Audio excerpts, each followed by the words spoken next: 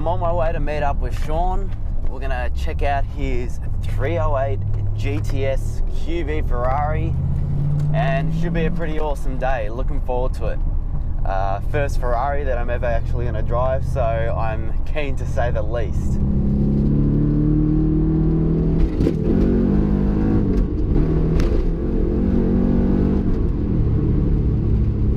I've got a Volvo trying to drag me.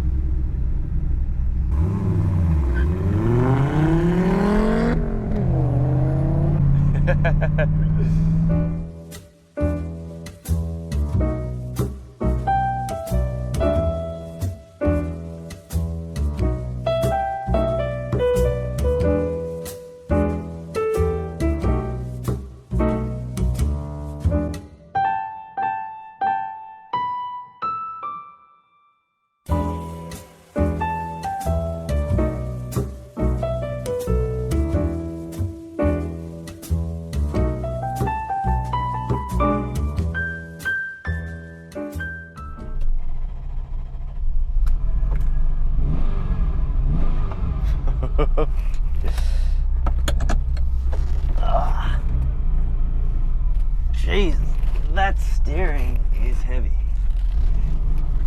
That's my daily workout.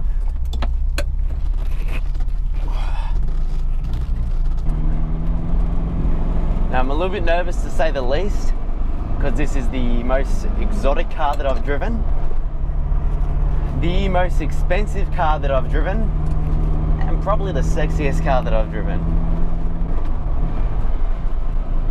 So this is a 308 GTS QV, the Quattro valve. It's the last of 1985 model, fuel injected, making about 240 horsepower when it was new. Now you got Ferraris making 700, 800, 900 horsepower, but I tell you what, this thing does feel special just sitting in here. Just, you got your red bonnet there, you got your cream interior. It feels like luxury, sports, exotic. It is nice and bloody hell, it's fun.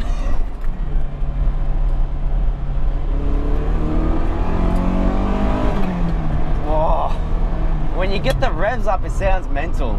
Just behind you, a little V8 putting away. So 3 litre, less than half the size of what mine is in the Supra, which is a 6.2. But I tell you, it sounds not as beastly, but a lot more refined. I can't believe I'm driving a Ferrari. Once you're actually up to speed in this thing, the steering's alright. It feels very direct. It doesn't feel floaty, which I've felt in a fair few cars that have a rear-mounted or a mid-mounted engine. This thing has got 225s on the rear. I haven't checked the front yet, but they don't seem very wide at all. But you do feel it. It's a little bit sketchy around the corners. Shifting through the gears, you've got that little click-click of the gated shifter. I've always heard people refer to it, the click-click. I've never actually driven a car with a gated shifter before, but it does feel great. It feels like a little arcade machine. You're just sliding straight into there, and it's so direct. You're not getting out of it either. Now, first gear, bottom left, not used to that. All right. Now I'm just going to accelerate a little bit, let you guys get a little bit of the momentum from home.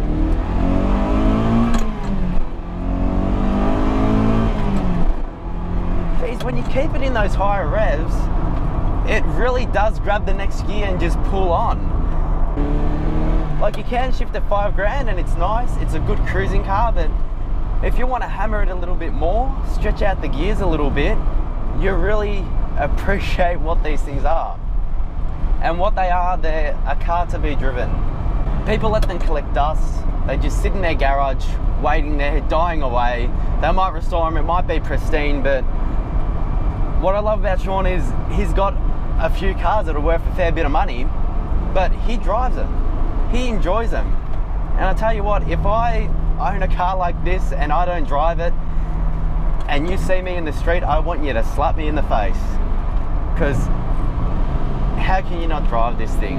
It's what they were made to do. Oh, it's a joy to drive. So surprisingly, my confidence has boosted a lot quicker than I would have thought in this car.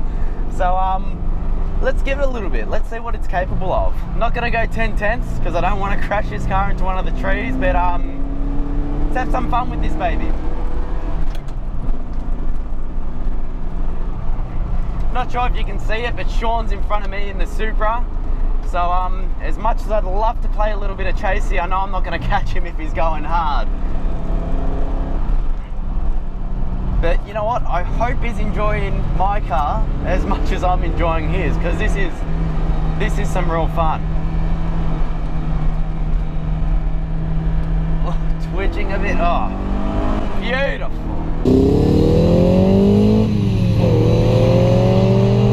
Mamma mia! Ooh. Mamma mia, those brakes aren't as good as I thought. And talking about brakes, and onto the topic of pedals, when I first jumped in this thing, I thought that my fat foot wouldn't actually get around the pedals. They're so tight together and actually shifted to the left. I thought that it'd be real hard to coordinate it and try to avoid the other pedals that you're not trying to grab. But like any car, you drive it a little bit, you get used to it. Some people pick it up quicker than others, but eventually you get a little bit molded to it. You get to know the car. You just got to make it a little bit more personal. It's a very intimate experience. This car's over 30 years old, and I do have a lot of confidence in it. It feels very stable. The setup of this suspension from factory feels great.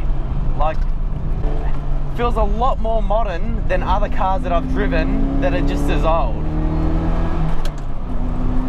And again, you rev it out and you grab it at those higher gears, it feels fantastic. Oh, it just grabs those gears. Beautiful. Absolutely beautiful. It's a lot of fun. Classy fun. Guys, so just here with Sean. We've swapped cars for the day and it's been a lot of fun. And he's gonna walk around the Ferrari and tell us a little bit about it. So when did you actually first get it? Yeah, so we imported it from the UK in 2008. Yeah. Just after the GFC, so the pricing was right. Got a great deal on it. And the pricing was very different back then to what it is now, obviously. 10 years has made a world of difference. I could imagine, yeah. Yeah, well, like I said before, the Testarossa was only 10 grand more at the time, whereas, you know, it was hard to find that $10,000, but now you'll find that the Testarossa's, you know, worth a fortune. The guy that sold it to me over there lived right near the Top Gear test track. So I've actually got, you know, some footage of it on the actual original Top Gear test track, which was interesting. Well, we'll have to try to get it in the video and put it at the end or something. Yeah, that'd be sick. So, no, but she's great. She's in good condition. Yeah. We've got a list of all the previous owners. That's one thing with the Ferrari is the history of the car makes a big difference. You got to drive it to enjoy it, don't you? You do. Like, you know. The steering's a different kettle of fish altogether. It's very old-fashioned. Yeah. 1985, so it's just at the end of the true sports car era before everything became a bit more plastic and a bit more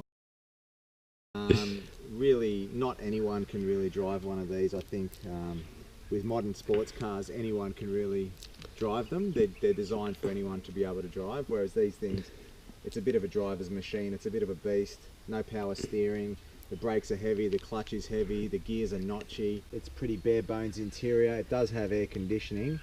And that's about it. You know, it doesn't even have a glove box. Yeah. Oh, well, it's not about that anyway. It's saving weight without the glove box, I guess, which makes it even better. To take the roof off as well, I always think that's a great feature to have too. Yeah, well, having it with the roads to set up, particularly in the warmer months and the wind in your hair, so to speak, is a great you know, it gives you the noise of the engine, the rear mounted engine. You can hear that. You've got the wind rushing past and you feel very alive. Best colour combination, I think, red with the cream seats, but all of them are great. You know, having a Ferrari in your life is, I can't complain much about that. Saying that sentence must feel good. Yeah, it's nice, yeah. So Yeah, my dad and I tend to share it, and he keeps it at his place. Confiscated it from him for the day. And what do you think of the Supra? Any good? Mate, the Supra's a beast. Yeah. It's a raging bull. Definitely, if I can afford one of these one day, I'll get my hands on it and we can go cruising side by side. Well, thank you very much for today. Yeah, no problems. No worries. Thank you. Awkward handshake. No problem. And hopefully you guys enjoyed this as well. And hopefully I can get my hands on a few more exotics to show off too. So until next time, we'll catch you later.